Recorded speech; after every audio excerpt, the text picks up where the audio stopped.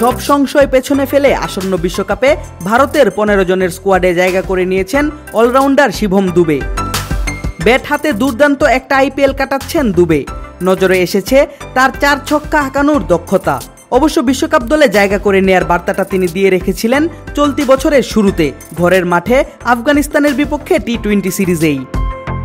দুবের এমন উত্থান ও ফিরে আসার পেছনে অবদান আছে রোহিত শর্মা, মহেন্দ্র সিং ধোনির মতো ক্রিকেট মস্তিষ্কের। রোহিত ধোনিদের সান্নিধ্যে এসে নিজেকে নতুন করে আবিষ্কার করেছেন হার্ড হিটার এই ব্যাটার। বিসিসিআই টিভিকে দেয়া সাক্ষাৎকারে সেই অজানা গল্পই এবার শুনিয়েছেন শিবম দুবে। আফগানিস্তান সিরিজে রোহিত তাকে অভয় দিয়ে কি বলেছিলেন জানিয়েছেন সে কথা। রোহিত ভাই আমাকে বলেছিল, তুমি শুধু আমাদের দেখাও তুমি কি করতে পারো। একজন ক্যাপ্টেন যখন এসে আমাকে বলে আমরা তোমাকে ঠিক এভাবেই দেখতে চাই, তখন আপনি শুধু নিজেকে মেলে ধরেন। আমার মনে হচ্ছিল আমি খেলছি, মাথায় একটাই চিন্তা কিভাবে আমি পারফর্ম করে দলকে জেতাতে পারি। 1, 2, 3 ঢাকায় জমি জিতে নিন 100% ক্যাশব্যাক সহ 20 কোটি টাকার পুরস্কার। রোহিতের কাছ থেকে অভয় পেয়েই দুবে প্রথম 2 ম্যাচে খেলেছিলেন 60 ও 63 রানের অপরাজিত 2 ইনিংস। 3 ম্যাচের সিরিজে 124 রান করে বাগিয়ে নিয়েছিলেন সিরিজ সেরার পুরস্কার। বল হাতেও পেয়েছিলেন উইকেট। দুবের ক্যারিয়ারে চেন্নাই সুপার কিংস কিভাবে অবদান রেখেছে, বিশেষ করে মহেন্দ্র সিং ধোনি নিজেই জানিয়েছেন সে কথা।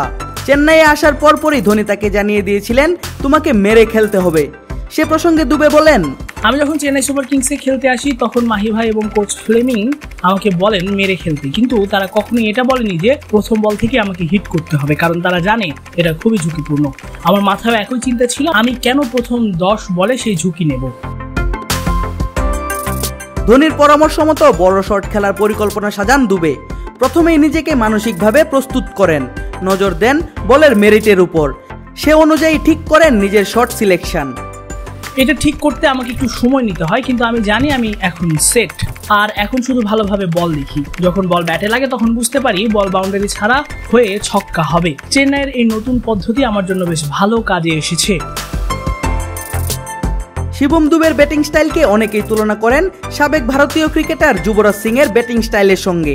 তার ছক্কা হাঁকানোর স্টাইলও যুবরাজের মতোই। এমনকি ভারতের সাবেক কোচ রবি শাস্ত্রীও দুবেকে বলেছেন সে কথা। এ প্রসঙ্গে বলতে গিয়ে তিনি বলেন, আমার খুব ভালো লাগে যখন সবাই আমার খেলাকে তার সাথে তুলনা করে। যদি আমি ভবিষ্যতে তার মতো পারফর্ম করতে পারি তাহলে আরো বেশি ভালো লাগবে।